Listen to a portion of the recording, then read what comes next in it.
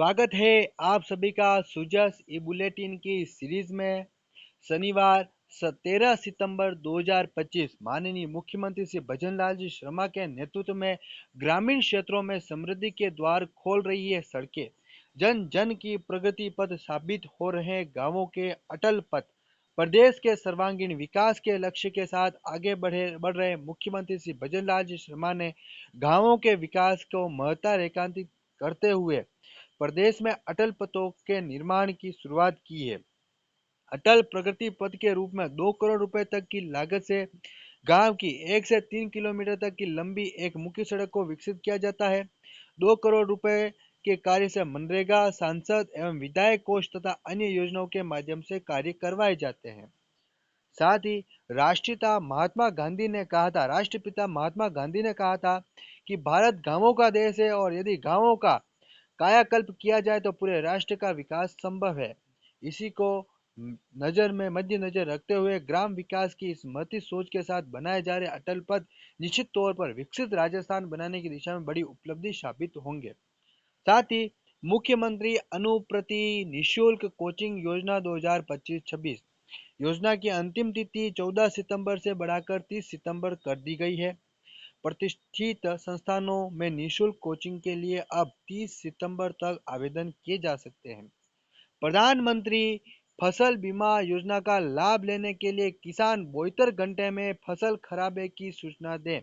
यानी कि किसी किसान की फसल खराब हो गई है तो 72 घंटे में यदि सूचना देता है तो उसे फसल बीमा योजना का लाभ मिलेगा। प्रधानमंत्री फसल बीमा योजना के तहत बीमित फसलों की कटाई के बाद खेत में 14 दिन तक सुखाने के लिए रखी गई अधिसूचित फसलों के प्राकृतिक आपदाओं से प्रभावित होने पर किसान को 72 घंटे के भीतर सूचना देना आवश्यक है। सूचना देने पर किसान को योजना पर का लाभ प्राप्त हो सकेगा। संयुक्त निदेशक कृषि विस्तार जिला परिषद जयपुर श्री कैलाश चंद्र मीणा ने बताया कि खरीफ वर्ष 2025 में जयपुर जिले की अधिसूचित फसलें बाजरा, मूंग, मूंगफली, तिल, ग्वार और चोला है। बुआई से लेकर कटाई तक इन फसलों में नुकसान पर मुआवजा दिया जाएगा। किसान फसल खराब की सूचना देने के लिए कृषि रक्षक पोर्टल हेल्पलाइन नंबर 14447 यानी कि 14447 प्रधानमंत्री फसल बीमा योजना चैट बोट नंबर 7065514447 पर संपर्क कर सकते हैं। साथ ही मुख्यमंत्री की पहल पर सुदृढ़ हो रही है मातृ शिशु स्वास्थ्य सेवाएं। मात्र मृत्यु दर अब राष्ट्रीय औसत से भी कम। प्रदेश में 94.9% संस्थागत प्रसव है। मुख्यमंत्री श्री भजनलाल जी शर्मा की पहल एवं चिकित्सा मंत्री श्री गजेंद्र सिंह खींवसर के मार्गदर्शन में प्रदेश में स्वास्थ्य सेवाओं का निरंतर उन्नयन किया जा रहा है। मुख्यमंत्री की प्रतिबद्धता के चलते प्रदेश में गांव ढाणी तक मातृ एवं शिशु स्वास्थ्य सेवाओं को लगातार सुदृढ़ किया गया ताकि प्रदेश में मातृ एवं शिशु मृत्यु दर को न्यूनतम स्तर पर लाया जा सके। चिकित्सा एवं स्वास्थ्य विभाग ने कई नवाचार कर एवं मातृ स्वास्थ्य से जुड़ी योजनाओं का प्रभावी क्रियान्वयन सुनिश्चित कर सकारात्मक परिणाम हासिल किए हैं। हाल ही में जारी एसआरएस सर्वे के अनुसार प्रदेश में मातृ मृत्यु दर घटकर 86% प्रति 1 लाख जीवित जन्म दर्ज की गई, जो राष्ट्र की औसत से भी कम है।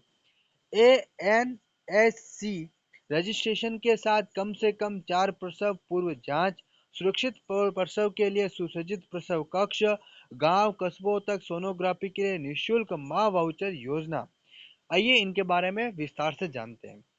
एन एएनएसी रजिस्ट्रेशन के साथ मातृ स्वास्थ्य सुरक्षा की दृष्टि से एएनसी एएनसी रजिस्ट्रेशन के साथ ही कम से कम 4 बार गर्भवती महिला की जांच की जाती है। उन्हें आईएफए कैल्शियम एवं आयरन की गोलियां देने के साथ ही डी के 2 टीके लगाए जाते हैं। हर माह की 9, 18 व 27 तारीख को प्रत्येक पीएचसी स्तर से लेकर उच्चतर संस्थानों तक गर्भवती की विशेष जांच व्यवस्था नियमित रूप से उपलब्ध है। जननी शिशु सुरक्षा कार्यक्रम के तहत प्रत्येक गर्भवती माता को निःशुल्क दवा, जांच, रेफरल और आवश्यकता होने पर निःशुल्क रक्त प्रदान करने की सेवाएं उपलब्ध है। प्रसव कक्षा की गुणवत्ता बनाए रखने के लिए दक्षता कार्यक्रम संचालित है। प्रत्येक प्रसव के समय संबल प्रदान करने की दृष्टि से प्रसव सखी अर्थात प्रसूता की परिजन महिलाओं को साथ रखा जाता है। प्रत्येक प्रसूता को JSY एवं लाडो प्रोत्साहन योजना का लाभ सीधा बैंक खातों में दिया जा रहा है। सुरक्षित प्रसव के लिए सुसज्जित प्रसव कक्ष। चिकित्सा एवं स्वास्थ्य विभाग की प्रमुख शासन सचिव श्रीमती गायत्री राठौर ने बताया कि मातृ एवं शिशु मृत्यु दर को निरंतर कम करने के लिए प्रदेश के गांव, कस्बों तथा मातृ एवं स्वास्थ्य सेवा को मजबूत किया गया। विभाग का प्रयास है कि ज्यादा से ज्यादा प्रसव बच्चा के जीवन को कोई खतरा नहीं रहे। इस दिशा में प्रदेश में कुल 2065 डिलीवरी पॉइंट संचालित है, जहां संस्थागत प्रसव संपादित होते हैं। राज्य में जिला स्तर और उप जिला स्तर पर कुल 42 MCH इकाइयां स्वीकृत है। अधिक भार वाले चिकित्सा संस्थानों में 114 JSY वार्ड संचालित है। प्रदेश में स्वीकृत 160 FRU केंद्रों में से 106 पर सिजेरियन विशेषज्ञ सेवाएं उपलब्ध है। शेष केंद्रों पर भी सामान्य प्रसव सेवाएं दी जा रही है। वहीं पर मातृ एवं स्वास्थ्य सेवाओं की गुणवत्ता को देखते हुए लक्ष्य कार्यक्रम के तहत 95 लेबर रूम और 44 OT भारत सरकार के स्तर से सर्टिफाई किए जा चुके हैं। वहीं पर NFHS 5 सर्वे के अनुसार राज्य में संस्थागत प्रसव 94.9% है, जो अन्य राज्यों की तुलना में काफी बेहतर है। वहीं गांवों और कस्बों में जो सोनोग्राफी के लिए निःशुल्क मां वाउचर योजना, इसके बारे में जानते हैं।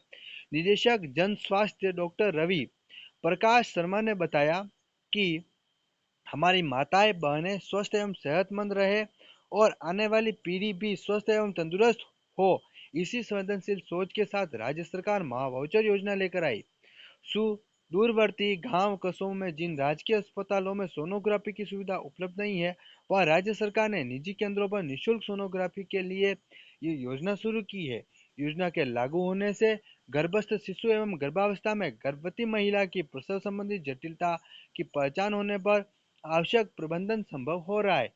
योजना के तहत लगभग 1300 अधिकृत निजी सोनोग्राफी केंद्र पर QR कोड आधारित वाउचर से निःशुल्क सोनोग्राफी की जा रही है। अब तक 2 लाख से अधिक कूपन जारी किए जा चुके हैं।